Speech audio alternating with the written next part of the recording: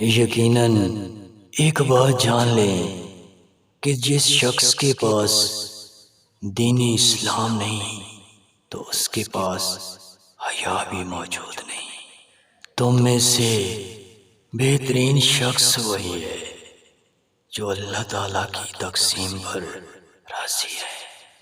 کچھ حاصل کرنے کے لیے زندگی میں رسک لینا پڑتے ہیں۔ یقیناً اے انسان، ایک بات جان لو کہ تمہارے خیالات ہی تمہاری تقدیر بنا کرتے ہیں۔ یقین کریں کہ جب انسان اپنے نفس کا غلام ہو جاتا ہے تو وہ ایک خطرناک جانور بن جاتا ہے۔